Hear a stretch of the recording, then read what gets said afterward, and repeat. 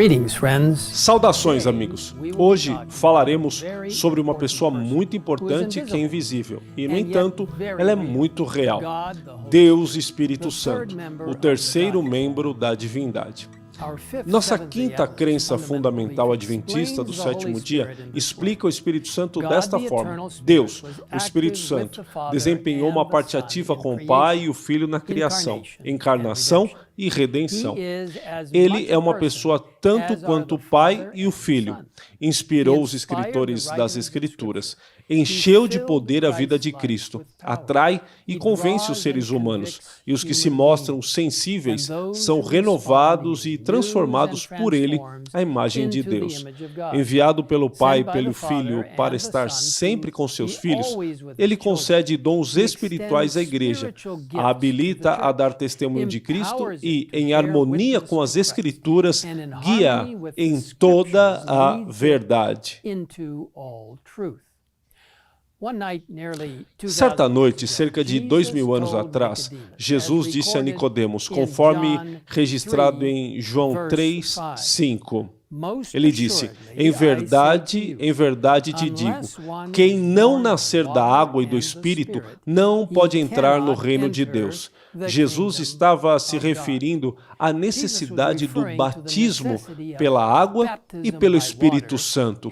Explicando como o Espírito Santo opera, ele continuou, o vento sopra onde quer. Ouves a sua voz, mas não sabes de onde vem, nem para onde vai. Assim é todo o que é nascido do Espírito. João 3:8. Uma parte importante da obra do Espírito Santo é nos convencer de nossos pecados, nos levar ao arrependimento e transformar nossa vida para sermos como Jesus. Ao falar com seus discípulos sobre o Espírito Santo, Jesus disse em João 16:8, quando ele vier, convencerá o mundo do pecado, da justiça e do juízo. Então, ele continuou dizendo, quando vier, porém, o Espírito da verdade, ele vos guiará a toda a verdade. Uma obra importante do Espírito Santo é nos ajudar a entender a verdade que Deus revelou na Bíblia. Observe esta poderosa explicação da obra do Espírito Santo dada por Ellen White. Sua obra é definir e manter a verdade. Ele primeiro habita no coração como o Espírito da verdade, tornando-se assim o Consolador. Há conforto e paz na verdade, mas nenhuma paz ou conforto real se pode achar na falsidade. O Espírito Santo fala à mente por meio das Escrituras, e grava a verdade no coração. Assim, expõe o erro, expelindo da alma. Como parte integrante da divindade, o Espírito Santo existe desde a eternidade, e a Bíblia o revela como uma pessoa, não como uma força impessoal. Ele se esforça, como lemos em Gênesis 6:3, onde o Senhor diz, o meu Espírito não agirá para sempre no homem. Ele ensina, como indicado em Lucas capítulo 12, versículo 12, porque o Espírito Santo vos ensinará, naquela mesma hora, as coisas que deveis dizer. Ele convence, como observamos em João 16:8. Em Atos 13:2, vemos ele dirigindo os assuntos da igreja. Em Romanos 8:26, lemos esta bela descrição. Também o Espírito, semelhantemente, nos assiste em nossa fraqueza, porque não sabemos orar como convém, mas o mesmo Espírito intercede por nós sobremaneira com gemidos inexprimíveis.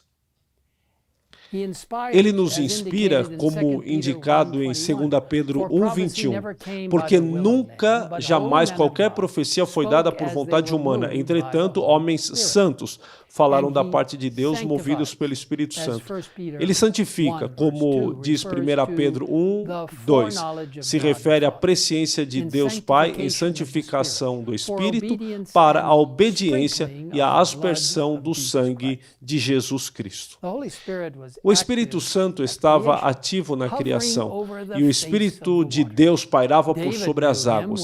Davi conhecia quando clamou no Salmo 51:11: Não me repulses da tua presença, nem me retires o teu Santo Espírito. Vemos o papel do Espírito Santo na encarnação de Jesus, quando um anjo disse a Maria, conforme registrado em Lucas 1:35, diz assim: descerá sobre ti o Espírito Santo e o poder do Altíssimo te envolverá com a sua sombra. Por isso, também o ente santo que há de nascer será chamado Filho de Deus. O próprio Jesus reconheceu a unção do Espírito Santo quando leu Isaías 61:1. O Espírito do Senhor está sobre mim, porque o Senhor me ungiu para pregar boas novas aos quebrantados. Enviou-me a curar os quebrantados de coração, a proclamar libertação aos cativos e a pôr em liberdade os algemados. Pouco antes de sua crucifixão, Cristo assegurou a seus discípulos: Isto vos tenho dito, estando ainda convosco, mas o Consolador, o Espírito Santo, a quem o Pai enviará em meu nome, esse vos ensinará todas as coisas e vos fará lembrar de tudo o que vos tenho dito. Apenas 50 dias depois, a promessa de Cristo aos seus discípulos foi cumprida, conforme registrado em Atos 2:1-4. Ao cumprir-se o dia de Pentecostes, estavam todos reunidos no mesmo lugar. De repente, veio do céu um som, como de um vento impetuoso, e encheu toda a casa onde estavam assentados. E apareceram, distribuídas entre eles, línguas como de fogo, e pousou uma sobre cada um deles. Todos ficaram cheios do Espírito Santo. Mais tarde, em Atos 10:38, ouvimos Pedro pregando à casa de Cornélio, um centurião romano, dizendo-lhes como Deus ungiu a Jesus de Nazaré com o Espírito Santo e com poder. Em Romanos 5:5 temos a certeza: ora, a esperança não confunde, porque o amor de Deus é derramado em nosso coração pelo Espírito Santo que nos foi outorgado. Todos os seguidores de Cristo devem receber o batismo do Espírito Santo, fazendo uma entrega total a Ele, permitindo que Ele transforme suas vidas. Essa transformação é explicada claramente em Gálatas 5, onde somos exortados no versículo 16. Andai no Espírito e jamais satisfareis as concupiscências da carne. Paulo então contrasta as obras da carne com o fruto do Espírito, que é amor, alegria, paz, longanimidade, benignidade, bondade, fidelidade, mansidão, domínio próprio. Amigos, o Espírito Santo é realmente Deus conosco. Ele foi enviado para nos ensinar, guiar, confortar, encorajar e nos transformar. Temos o maravilhoso privilégio de aceitar este presente incrível. No entanto, a escolha é nossa. Deus nunca se imporá a ninguém. No entanto, Jesus nos advertiu sobre as consequências de resistir ao Espírito Santo. Em Mateus 12, versículos 31 e 32, nós lemos assim: Por isso, vos declaro, todo pecado e blasfêmia serão perdoados aos homens, mas a blasfêmia contra o Espírito não será perdoada.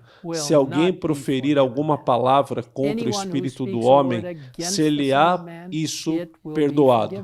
Mas se alguém falar contra o Espírito Santo, não lhe será perdoado, nem neste mundo, nem no porvir. Um pecado que não pode ser perdoado. Como pode ser isso? É pelo fato de ser por meio do Espírito Santo que Deus nos alcança, nos convence do pecado e nos transforma. Se o excluímos, escolhemos cortar a comunicação com Deus. Realmente de partir o coração, de fato, uma situação como essa. É por isso que é tão importante atendermos ao chamado feito no Salmo 95 e repetido em Hebreus capítulo 4, versículo 7. Diz assim: hoje, se ouvirdes a sua voz, não endureçais o vosso coração. Amigos, convido vocês a aceitarem este maravilhoso presente hoje. E se quiserem aprender mais sobre Deus e Espírito Santo, eu os encorajo a visitarem adventistas.org/pt/institucional/crencas. Vamos louvar ao Senhor por seu maravilhoso dom do Espírito Santo enquanto oramos juntos. Pai nosso que estás nos céus, obrigado porque Tu, o Filho e o Espírito Santo trabalham juntos de maneira tão magnífica. Obrigado por criares este mundo. Obrigado por nos criares. Obrigado por pensares no plano de salvação, mesmo antes da criação desta terra. Obrigado por enviares o Espírito Santo para nos convencer, para nos ensinar, para nos ajudar em nosso trabalho para Ti, capacitando-nos. Agora, Senhor, te pedimos que preenchas nossa vida com o Espírito Santo e oramos pela chuva serôdia do Espírito Santo, para que a obra de Deus se expanda rapidamente e então Jesus possa voltar. Obrigado por nos ouvires. Em nome de Jesus nós pedimos. Amém. Amen.